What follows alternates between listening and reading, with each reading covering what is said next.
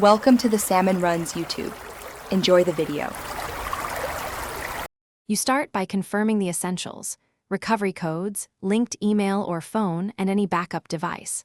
Once confirmed, open the account sign-in page and choose the Lost Authenticator or Can't Access My 2FA link. Make sure to work on a secure network. Public Wi-Fi can block verification or trigger security holds.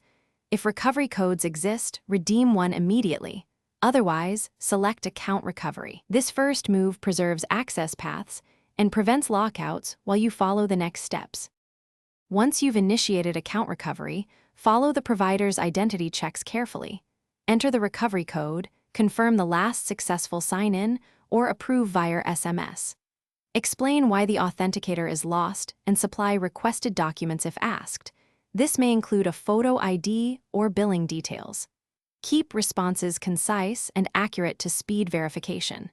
If the provider offers a temporary code or bypass, apply it immediately and set up a new authenticator. Make sure to note timestamps. After verification, remove the lost authenticator from your account settings, then add a new device or authenticator app. Scan the QR code or enter the setup key, confirm working codes, and replace any app-only backup methods with multi-option recovery: backup codes, phone, and an alternate email. Once done, store recovery codes securely. Use an encrypted password manager and a printed backup in a safe place. Troubleshooting tip: if support stalls, escalate with the case ID and check spam folders for the provider's messages. Thanks for watching. Consider subscribing if we helped you.